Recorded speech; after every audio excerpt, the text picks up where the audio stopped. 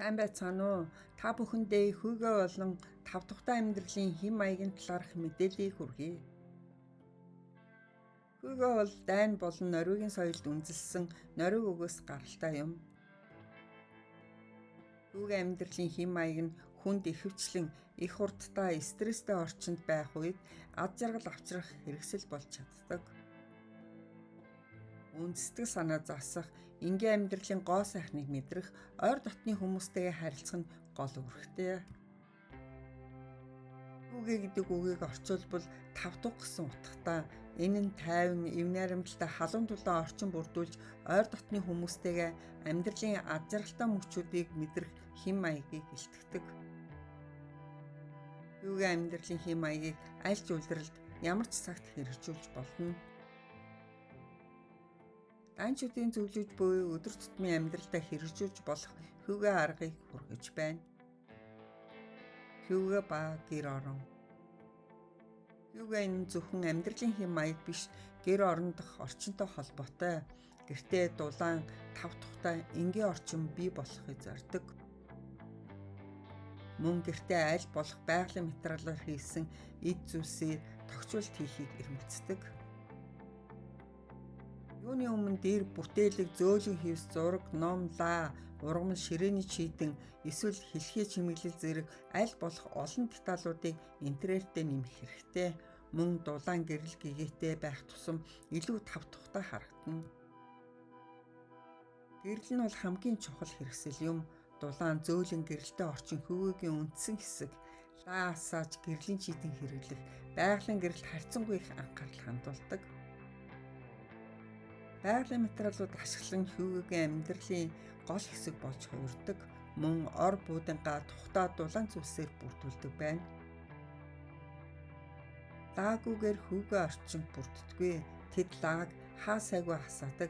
Үнд унтлагын өрөө, зочны өрөө, хичээлийн танхим, хурлын өрөө гэх мэт. Энгийн цагаан шийдэнгээс илүү шаргалт туяатай зөөлөн гэрэл бидний сэтгэлийг илүү тайвшруулдаг. Даанчууд өдөр бүр лаа асан, лааны шаргал гэрэлт ном унших, үнэртэн тайвшрах дуртай гин шүү. Дулаан орчин чухал байдаг. Хүүтэн орон зайд ч гэсэн тухтай дулаан байртай байх нь хүүгийн нэг хэсэг. Ялангуяа өвөл халуун хүнжилд орж халуун коке уух нь ихээхэн ач холбогдолтой. Хүүгийн энгийн амьдрал. Бидний амьдралын хэмнэлд маш хурдтай болж стресс ихсэж байгаа үед хүүгээ нь илүү үн цэнтэй болдог. Тав тухтай амьдралыг эрхэмлдэг. Өдөр тутмын амьдралдаа энгийн зүйлсийг мэдрэх нь чухал юм. Их ажлын дараах намхан үдэш амттан бялуу халуун уух зүйлээр өөрийгөө болон гэр бүлээ эрхлүүлэхээс хизээч бүү хатгалцсан. Хүүгийн гол санаа нь энгийн зүйлсэд баярлах. Үндсэндээ хүүгээ гэдэг нь энгийн өдөр тутмын зүйлсээс ад жаргалыг олж авч мэдрэх юм. Нийгмийн харилцаа чухал гэдэг. Гэр бүлтэйгээ эсвэл найзуудтайгаа хуваалцах захыг бий болгодог. Хүүгээ нь таны амьдралд ямар нэгэн тодорхой хүлээлт байхгүйгээр зөвхөн тухтай ад жаргалтай байхыг илэрхийлдэг. Өөрийнхөө дуртай зүйлсийг хийх, тав тухтай байх нь чухал. Өөрөөсөө юу ч бүү харамл. Хүүгээ бол одоо цагтаа ад жаргалтай, тайван, амгалан байх ухаан юм.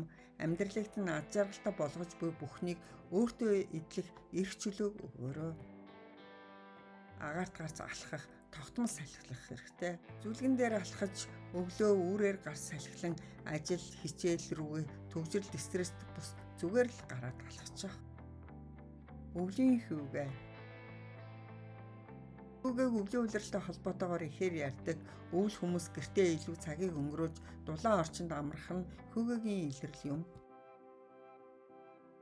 Хүүтэн өдөр галын дэргэд суух. Ялангуяа хүүтэн сэрүүний улиралд тав тухтай мэдрэмжийг аль болох бүрдүүлээрэй. Ил гал харах, ширхэгчлэн бударч буй цашин ширхэг харах, эсвэл борооны тусал харах гэх мэт энэ бүхэн танд ад жаргалыг мэдрүүлнэ. Цаг агаар нь хүүтэн сэрүү учраас тэд маш их халуун юм уудаг. Үүнд халуун шоколад, халуун кофе, халуун цаг ууж өгнө шүү дээ. дэлхийн асар хурдтай хөгжиж мөн амар тайван бус нөхцөл байдал байгаа энэ үед олон хүмүүс тав тухтай орчинд амьдарч хүүгээ үзэгдлийг сонирхох болсон нь хэвэн зүйл юм.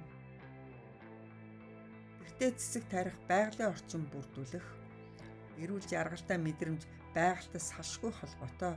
Өдөр бүр ууланд гарч модон дунд очих боломжгүй бол тасалгааны цэцэг гэртээ тарьаарай. Энгийн зүйлсээс ад жаргалыг мэдэр. Хүрээлэн буй орчин хүүхдийн инээд хөөр, хүмүүсийн инээмсэглэл хайртай хүмүүстэйгээ өнгөрөөж буй үдэш, уншиж буй ном зэрэг нь ад жаргалыг бүрдүүлдэг. Тиймээс материалын зүйлсийг биш, эдгээр зүйлсийг үнэлэх нь чухал. Мэдээж хүүгээ ганцаараа байхдаа ч мэдэрч болно. Та хүүгээ хүрээлэлд яг л халамжлуулж, хайрлагдаж, хамгаалуулж байгаагаар мэдэрнэ. Хамгийн чухал нь та бидний хайгаад байгаа ад жаргал яг одоо бидний дэргэд байгаа учраас элдв зүйл санаагаа ичлээлгүй хайртай хүмүүстэйгээ цагийг хөвчлөө өнгөрүүлээрэй. Анхаарал сонсон та бүхэндээ баярлалаа.